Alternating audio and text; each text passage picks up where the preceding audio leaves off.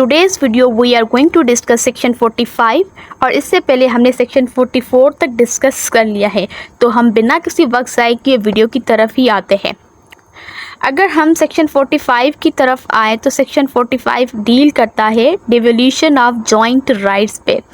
अगर आपको याद हो कि हमने सेक्शन 42 डिस्कस किया था जो कि डील करता था हमारे पास डिवोल्यूशन ऑफ जॉइंट लाइबिलिटीज़ पे। यहाँ पे प्रोमिजर्स ज़्यादा थे और यहाँ पर 45 के अंदर प्रोमिजी ज़्यादा है, ठीक है, जॉइंट है। तो यहाँ पर बाकी कॉन्सेप्ट सारा सेम है, ठीक है। मैं आपको समझाती हूँ। सेक्शन 45 को अगर हम पढ़ते हैं कि ये डिवोल्यूशन ऑफ जॉइंट राइट्स की बात करता है, मतलब यहाँ पर क्या है, केस है कि एक हमारे पास प्रोमिजर है और प्रोमिजी जॉइंट है। सपोज बी और सी हमारे पास यहाँ पे प्रोमिजीज है, ठीक है। तो हमारे पास एक प्रोमिजर है और दो यहाँ पे प्रोमिजीज हैं। हम इसी एग्जांपल को समझेंगे बुक के साथ साथ। तो अगर हम आगे डिस्कस करें तो ये कहता है कि when a person has made a promise to 2 or more person jointly, एक पर्सन ने कॉन्ट्रैक्ट किया है किसके साथ, 2 या 2 से ज़्यादा पर्सन के साथ। इसमें सपोज बी और सी के साथ किया है।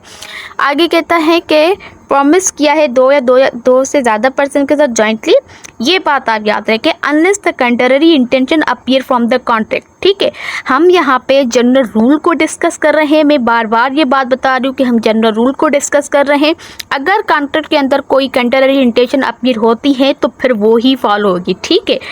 तो हम यहाँ पे जनरल रूल डिस्कस कर रहे हैं। तो यहाँ पर जनरल रूल क्या है, वो ये है कि राइट ऑफ जो क्लेम परफॉर्मेंस होगा वो रेस्ट करेगा किसके दरमियान, बिटवीन हिम एंड देम, ठीक है। पहला तो ये जो प्रोमिजर है वो जो प्रोमिजी है आपस में, इनके दरमियान होगा जब तक ये अलाइव है। उसके बाद कहता है कि with them during their joint life, ठीक है। जॉइंट लाइफ मतलब ये जो सब के सब जिंदा है तो इन पर है राइट।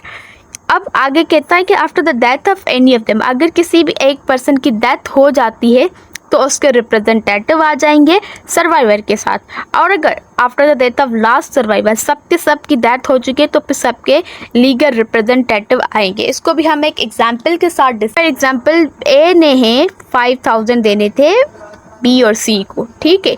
बी और सी को 5000 देने थे। अब यहाँ पर ये जो राइट ऑफ जॉइंट राइट्स है ना, पहले तो ये बी और सी जब तक ये खुद जिंदा है ये खुद क्लेम करेंगे, बी और सी दोनों जब तक ये खुद जिंदा है, ठीक है।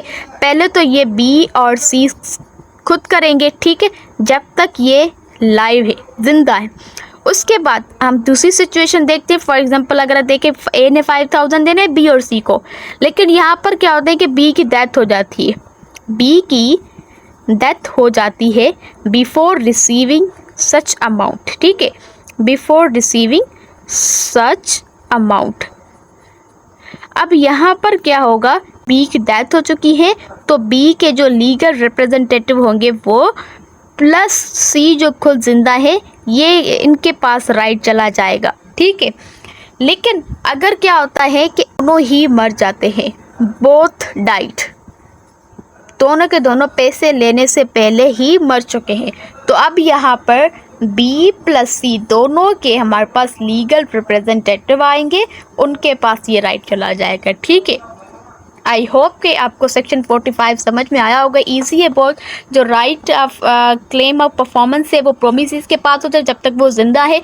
जो मरता जाएगा उसके लीगल रिप्रेजेंटेटिव आते जाएंगे। अगर सारे प्रोमिसेस मर जाते हैं फिर राइट टू क्लेम परफॉर्मेंस उनके लीगल रिप्रेजेंटेटिव पे चला जाएगा, ठीक है। तो ये था सेक्शन 45। आई होप कि आपको सेक्शन 45 समझ में आया होगा अगर आपने लेक्चर को ध्यान से सुना है। तो अगर आपको सेक्शन 45 समझ में आया है तो वीडियो को लाइक करें और कमेंट सेक्शन में अपना फीडबैक लाजमी दें और अपकमिंग सेक्शन के लिए चैनल को सब्सक्राइब करें।